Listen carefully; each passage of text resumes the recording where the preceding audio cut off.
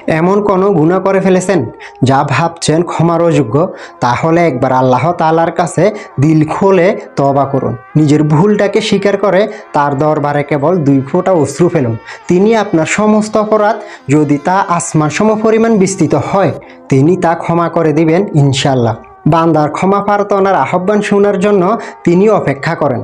শেষ রাতে দুনিয়ার নিকটতম আসমানে এসে তিনি ডাকতে থাকেন আর বলেন, কেউ কি আছো যে আমার কাছে ক্ষমা প্রার্থনা করবে? আমি তাকে ক্ষমা করে দিব। মানুষ বদলাইতে কতক্ষণ, মানুষ হারাইতে বা কতক্ষণ?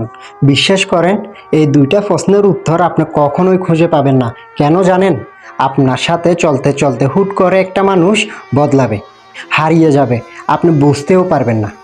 একা আসছেন, একাই যাবেন, এটাই চিরন্তর সত্য কথা। টাকা নাই যার, তাকে অনেকেই এমনিতে পছন্দ করে না। তার উপর যদি সে সৎ হয়, উচিত কথা বলে, সত্য ও ন্যায়ের পক্ষে থাকে, তাহলে অধিকাংশ মানুষই তাকে শত্রু মনে করে। টাকা ছাড়া জীবন ভয়ঙ্কর অসুন্দর।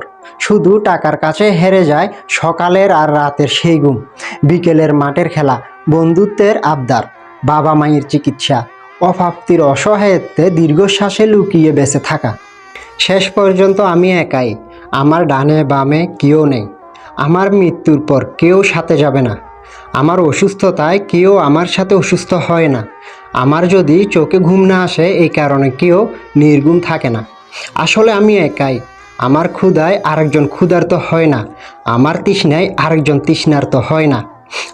আমি এটাই সত্যি, এটাই বাস্তব। মনের ভিতর কষ্টটা রবের কাছে বলি। হাসিমাখা চেহারাটা না হয় দুনিয়ার মানুষের জন্যই থাকুক। জীবন খুবই ছোট, তাই মানুষকে ক্ষমা করুন, সাহায্য করুন, কৃতজ্ঞ থাকুন এবং হাসুন। দেখবেন সুখে থাকবেন। ছোটবেলায় মায়ের সাথে সেই নানুর বাড়িতে যাওয়া, নানা নানির সেই আদর যত্ন আর ভালোবাসা সময়ের পরিবর্তনে আজ খুব মিস করছি।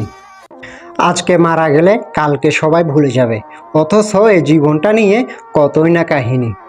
যেই দিন আপনি ঘর ছেড়ে জীবিকা নির্বাহের কাজে বেরিয়ে যাবেন, সেই দিন বুঝতে পারবেন বাবা মা ছাড়া পৃথিবীটা কতটা কঠিন হয়। একা চলার ক্ষমতা তৈরি করুন। এই স্বার্থপর পৃথিবীতে মানুষ সবসময় আপনাকে সঙ্গ দিবে না। পৃথিবী এমন একটা জায়গা যেখানে স্বার্থ ছাড়া এক পাও কেউ সঙ্গে হাঁটবে না। হে আল্লাহ, আমি জানি না কিভাবে ডাকলে আমার ডাকে আপনি সাড়া দিবেন। আমি জানি না কিভাবে চাইলে আমার চাওয়াটুকু আপনি পূরণ করবেন। আমি জানি না কিভাবে হাত উঠালে আমার হাতটুকু আপনি কবুল করে নেবেন। আমি জানি না কিভাবে দোয়া করলে আমার দোয়াটুকু আপনি কবুল করবেন। কিন্তু আপনার গুনাহগার বান্দা, অন্তরের খবর আপনি তো জানেন, আপনি তো আমার অন্তরটা দেখেন। আপনি তো বলেছিলেন, তোমরা আমাকে ডাকো, আমি তোমাদের ডাকে সাড়া দিব। তোমরা আমার কাছে চাও, আমি তোমাদের চাওয়া পূরণ করে দিব।